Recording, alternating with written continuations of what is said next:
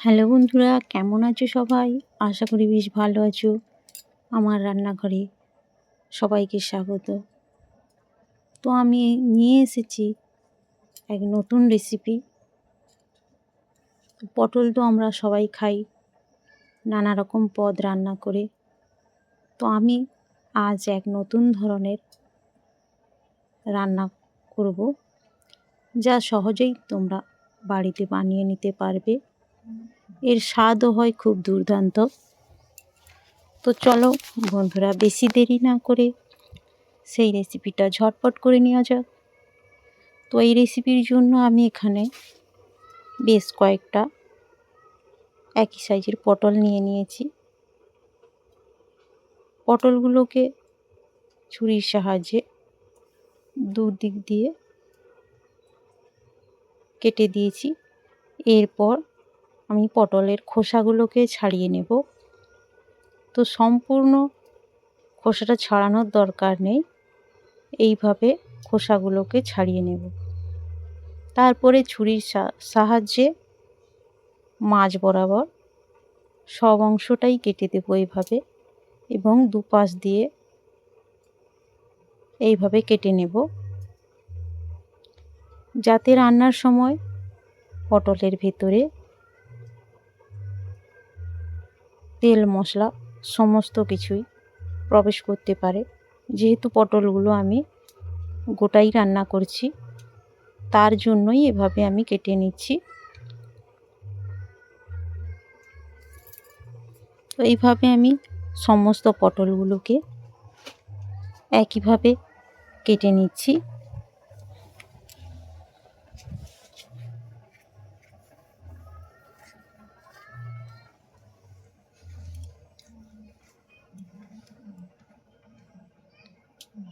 দেখতেই পাচ্ছ সমস্ত পটলগুলো আমার একইভাবে কাটা হয়ে গেছে। এরপর এই রেসিপিটি বানানোর জন্য আমি মশলা নিয়ে নেব। তার আগে আমি এই পটলগুলোকে দুধে সেদ্ধ করব প্রথমে। তার জন্য ওভেনে একটি প্যান বসিয়ে দিয়েছি, ওর উপরে পটলগুলো নিয়ে নিয়েছি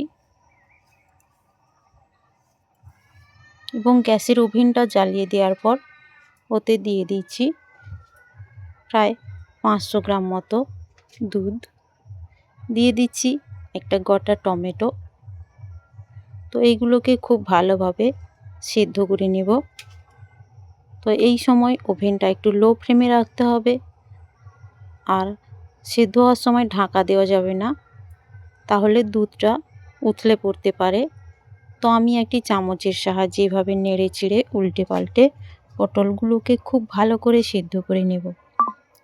এবং মশলা তৈরি করার জন্য এখানে একটি মিক্সিং বোল নিয়েছি, তাতে দিয়ে দিয়েছি সেদ্ধ করা টমেটো, দুখানা কাঁচা লঙ্কা, দিয়ে দিচ্ছি কিছুটা পরিমাণ আদা, দুখানা এলাচ,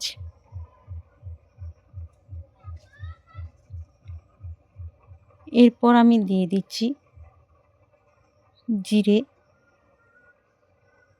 এবং দিয়ে দেব চালমগজ।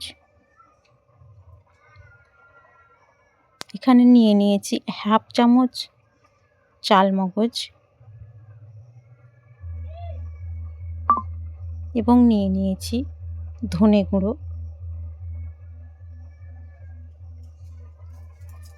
সমস্ত মশলাগুলোকে আমি একসঙ্গে বেটে নেব। তো বেটে নেওয়ার জন্য এখানে আমি জল দিচ্ছি না, আমি ওই গরম দুধ দিয়েই মশলাগুলোকে পেস্ট করে নেব খুব ভালোভাবে।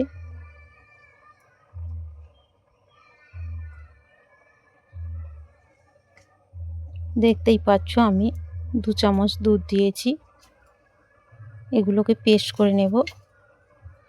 তো আমি যেহেতু এই রেসিপিটা নিরামিষভাবে রান্না করব, তার জন্য এখানে পেঁয়াজ রসুন ব্যবহার করছি না। তোমরা চাইলে পেঁয়াজ রসুন দিয়েও করতে পারো। এরপর আমি দুধে সেদ্ধ হওয়া পটলগুলোকে চামচের সাহায্যে একটি প্লেটে নামিয়ে রাখছি ঠান্ডা হওয়ার জন্য।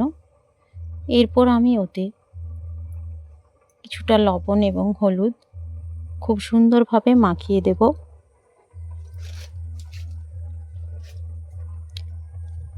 তো পটলগুলোতে নুন হলুদ মাখানো হয়ে গেছে। এরপর আমি ওভেনে একটি কড়াই বসিয়ে দেব। পটলগুলোকে একটু ভালো করে ভেজে নেব। তার জন্য এখানে আমি দিয়ে দিয়েছি 2 চামচ সরিষার তেল। তো এই রেসিপিটা সরিষার তেল দিয়ে রান্না করলে খুব ভালো হয়। এরপরে তেলটাও গরম হয়ে গেছে, দিয়ে দিচ্ছি সেদ্ধ করা পটল।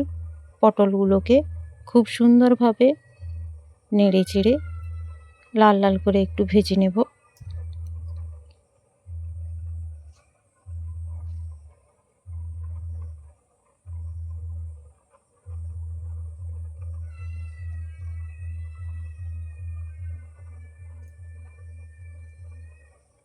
এরপর পটলগুলো দেখতেই পাচ্ছ খুব সুন্দরভাবে ভাজা হয়ে গেছে।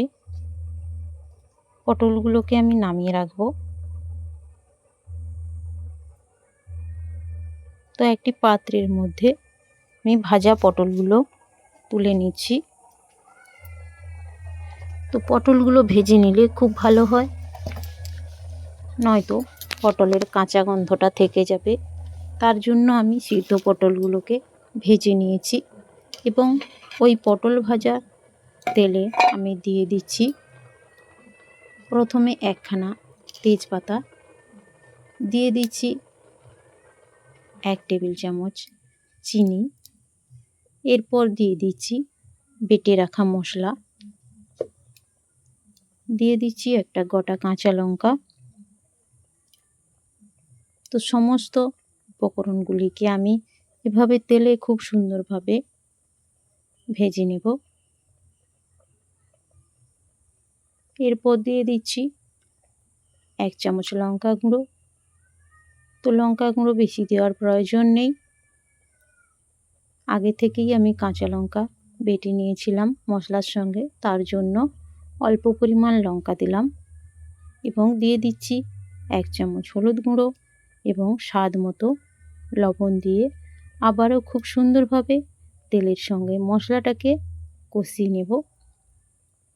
এরপর মশলা থেকে তেল ছেড়ে এলে আমি ওতে দিয়ে দেব ভেজে রাখা পটলগুলো।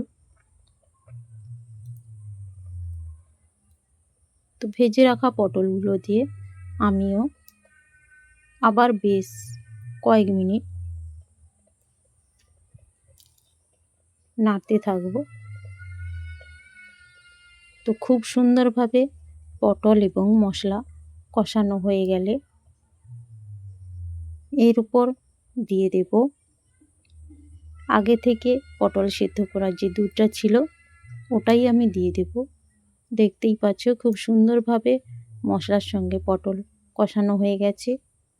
এরপর আমি জলের পরিবর্তে দিয়ে দিচ্ছি দুধ।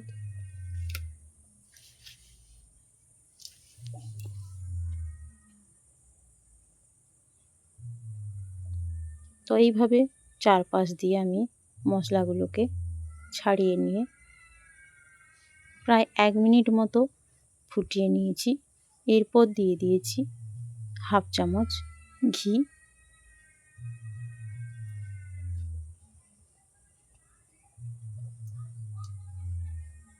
এইভাবে আমার সম্পূর্ণ রান্নাটা কমপ্লিট হয়ে গেছে।